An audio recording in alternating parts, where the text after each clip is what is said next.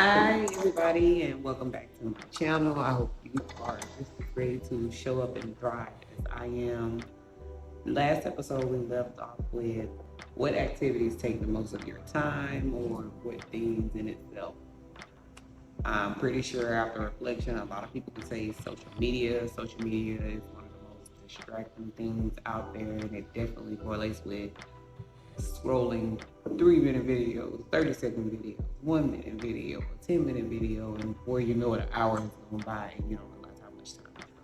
This episode, we want to focus on routines that set you up for success. What is the first thing that comes to your mind when discussing routines? I know for most people, it is a morning routine. And regardless of what routine you would like to do or what you would like to do, period. When you think of routine, what routine comes to mind? And I know for most people it'll probably be a morning routine because, to be honest with you, that's the most important routine in my opinion. It helps you jumpstart your day as well as get your mind in a place to where you're ready to kind of handle whatever may be thrown at you. It helps you plan out. You can look at your calendar. It helps you really just kind of put perspective what you want to do that day and all the things that you have or want to accomplish. One of the biggest things that I see with people having a healthy routine is their mindset. One of the main things that can help you have a healthy, productive lifestyle and build healthy routines and habits is doing anything with a negative mindset versus a positive mindset is always going to reflect the results you get in anything in life. Adopt a new mindset.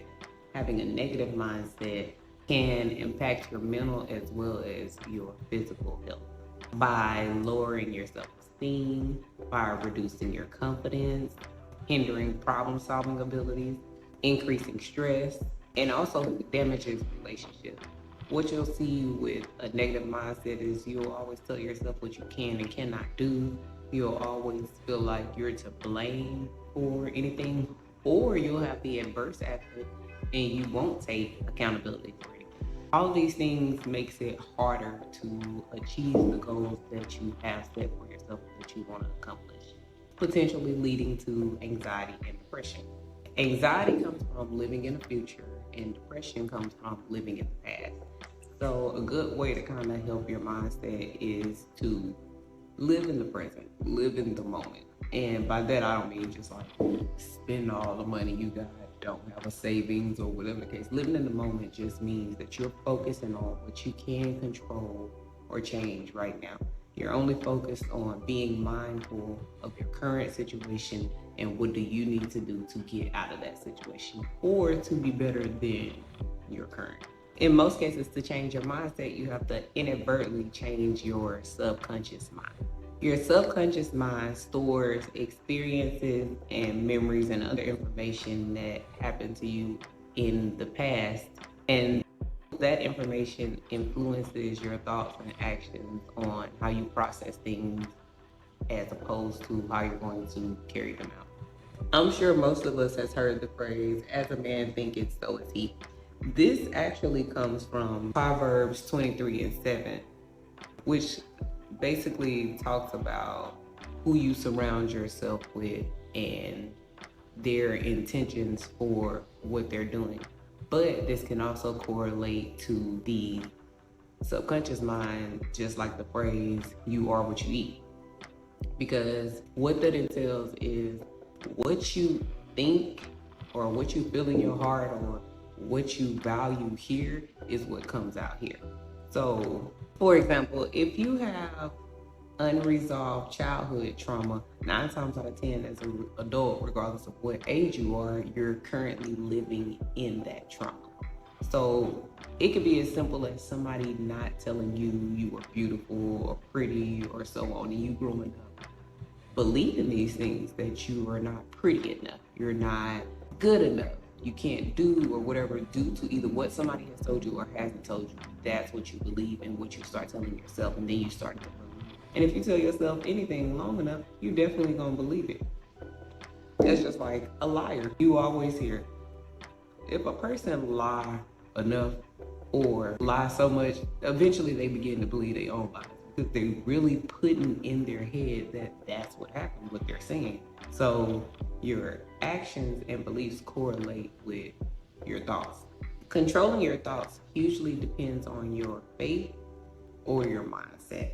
Some people have credited the mirror principle as a huge success for changing their subconscious or the way they think.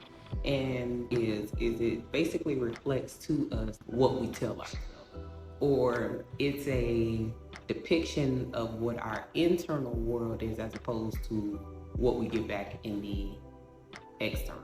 So essentially, the mirror principle reflects on the beliefs that we already hold.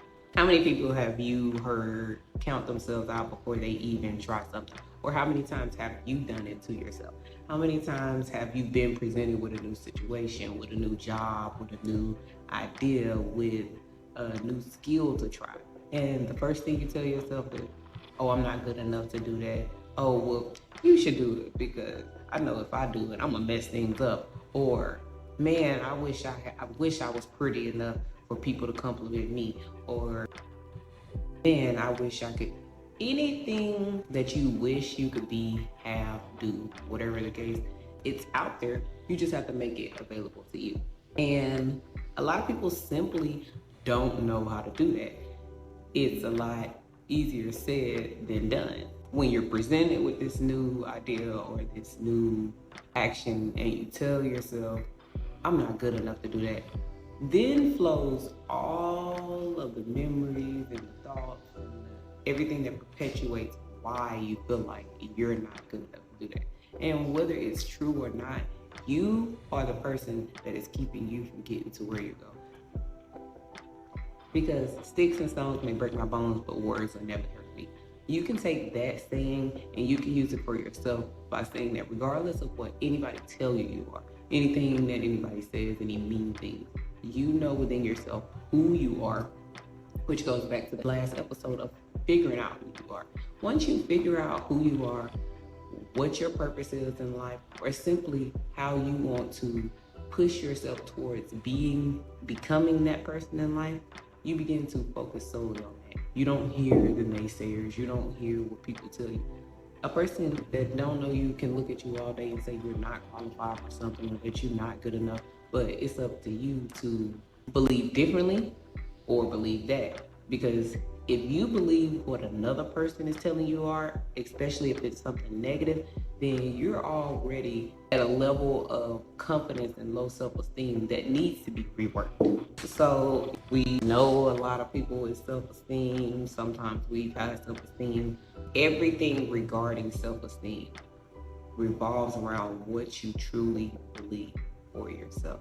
So this goes back to having a successful routine. I feel like the most important routine that you can have is a morning routine. Having a morning routine sets your day up for the type of success that you want. There's so many times I've seen people wake up ready late, 9, 10 o'clock. Maybe their job don't require them to get up. Maybe they don't have a job. But you have a lot of stuff you want to get done, but you can't because you just getting up, throwing yourself out there. But if you're getting up at 9, 10 o'clock, by the time you get up, life done passed you by a few hours. And what I mean by that is you have businesses that's done already open. At this point, the lines is long. You know what I'm saying? When it comes to, if you getting up at 9, 10 o'clock in the morning, a lot of things that you want to handle, you are already thrown in a rambunctious time of the day, so you're already in chaos versus getting up early. So let's say you don't have to be up till about 8. Prioritize getting enough rest the night before so that you can have an early morning routine or a healthy morning routine. A routine to help change your mindset and help you think better is affirmations. A lot of people look in the mirror and tell themselves affirmations to help guide their thought about who they are and how they should be. For example, I believe everything is coming to me. I love life. I'm a beautiful person, and regardless of what anybody tells me, I know that I can go out in the world and I can do anything. I can do all things through Christ who strengthens me. You have two sides of affirmation.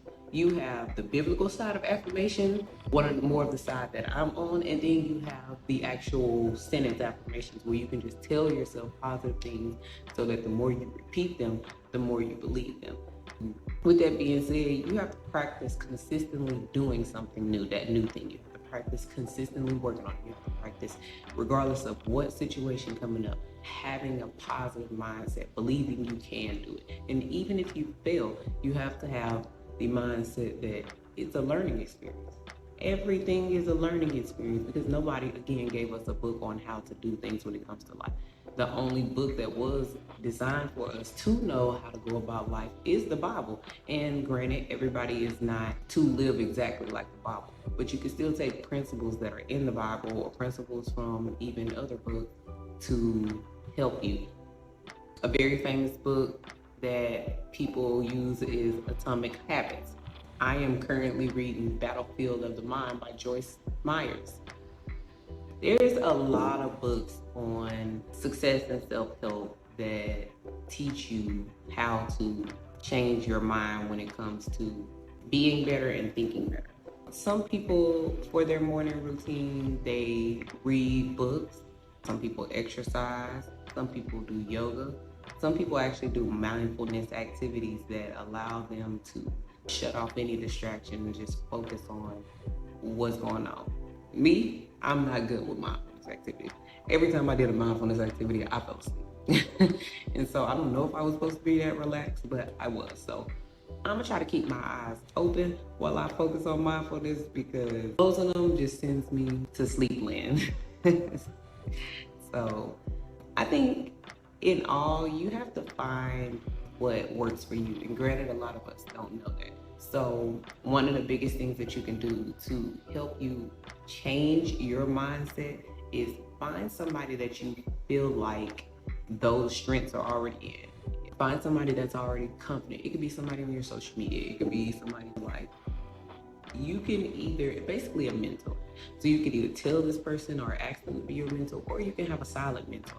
I have multiple silent mentors, and these are people that basically don't know that they're. Sometimes when it comes to doing better and being better, we need an external example outside of ourselves to help us see exactly what it is that we want to see and do.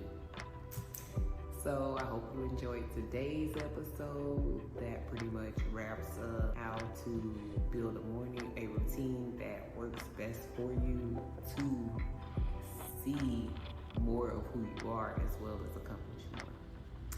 Next episode, we're going to touch on how understanding and knowing your strengths and weaknesses help define the vision that you have for your life. Don't forget to like, share, comment, subscribe. Let me know the things that you feel like is your biggest limiting belief. Comment that, and after reading the comments, I will try to find a book for each one that I feel like helps if it's not the examples that I've already given. See you next time. Love you. Bye.